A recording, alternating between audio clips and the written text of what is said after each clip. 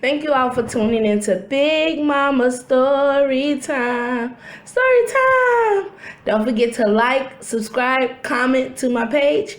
Here we go. Hi guys, thank you all for tuning into Big Mama Storytime on today. Today I will be reading to you guys the fourth story of Disney's Scary Storybook Collection. Alright guys, let's get into this book. And don't forget, you can also go on writedepot.com, www.writedepot.com for all the books that I read. I have read fully. They will be on my website. If you see some that's not on there, just let me know in the description, in the messages, or in the comments, and I will get them on the site so you can check them out too. All right, guys, the next story we will be reading is The Adventures of Ichabod and Mr. Toad, the Headless Horseman.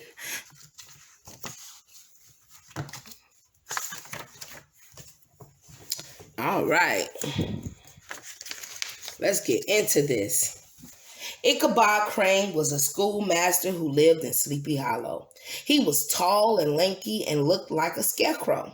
Ichabod read books all day. He read all kinds of stories except scary ones.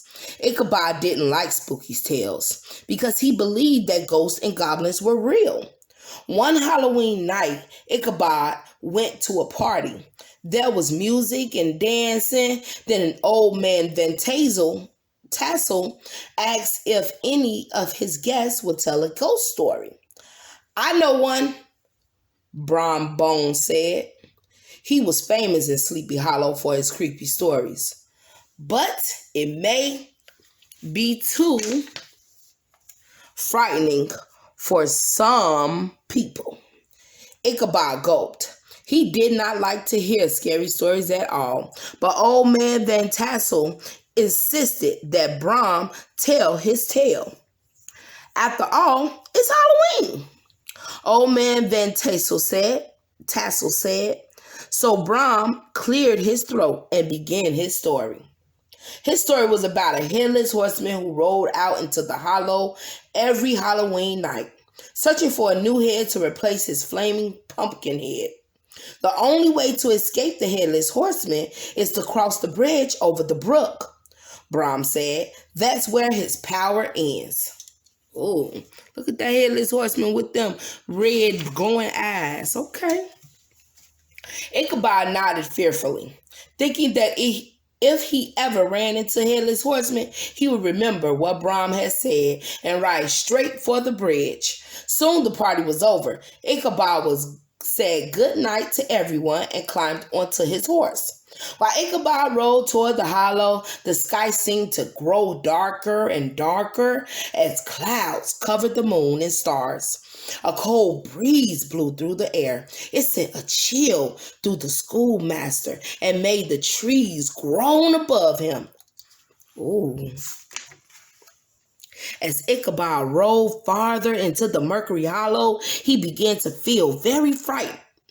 The forest seemed to close in behind him, and Ichabod began to remember Brom's story, word for word. Tonight is Halloween. The schoolmaster thought the headless horseman could be close by. Ichabod covered his eyes, but he couldn't get rid of the image of the headless horseman that lurked in his mind. All around him, strange voices seemed to whisper Ichabod's name, telling him to beware. Ichabod would have turned and run away, but this was the only way home. Oh man, Ichabod. The wind howled through the trees, bending their branches like long arms that reached for the schoolmaster. Suddenly, a bough above him broke. The limb crashed down, falling straight toward Ichabod. Ichabod screamed, and his horse leaped forward. Branches clawed at the schoolmaster's face. He batted them away, but then he plunged into a huge spider web.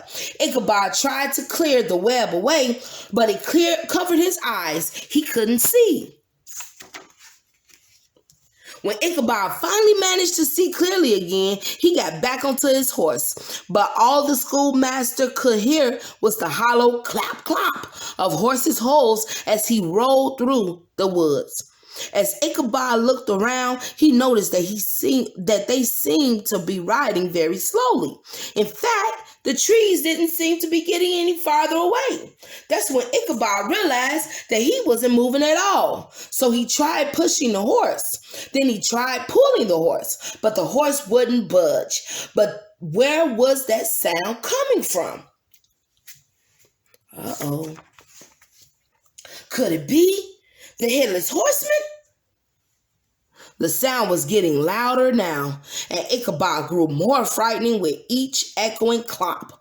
Ichabod looked around and discovered that the sound was coming from some cattle tails that were knocking against the hollow log by his side. Ichabod was so relieved that he started to laugh. Just then, someone else laughed too. It was the Headless Horseman. He was real after all. The Headless Horseman rolled toward Ichabod, a gleaming sword in his hand. The schoolmaster climbed back onto his horse and grabbed the reins. He had to get away as fast as he could. Go, Ichabod, go! Ichabod screamed and turned his horse around. He had to make it across the bridge, but the Headless Horseman was close behind, his sharp sword shining in the moonlight. The schoolmaster could see the bridge in the distance, but at the same time, he could hear the sound of the Headless Horseman gaining on him. Ichabod urged his horse to go faster. He was almost at the bridge. The Headless Horseman swiped at the schoolmaster with his sword. He wants a new head, Ichabod thought to himself. Ichabod kicked at his horse, which sprang forward with a burst of speed. I know that's right, Ichabod. Go ahead. But at the foot of the bridge, Ichabod's horse slipped in a mud puddle and spun around. Now Ichabod was facing the Headless Horseman. He could see down the horseman's collar, and there was nothing inside at all. The horseman lunged at Ichabod, who screamed and turned toward the bridge. He was almost at the other side when the Headless Horseman reared his horse and threw his pumpkin head at the schoolmaster. The pumpkin was lit with the fire from within. And Ichabod cried out as it came toward him. Oh, man. The next morning, Ichabod's hat was found beside a shattered pumpkin, but Ichabod was nowhere to be found. Some people said that he had run away and married a rich widow in a distant county. But of course, the people of Sleepy Hollow always believed that the schoolmaster had been taken by the Headless Horseman. Oh man, guys. First time I heard that story.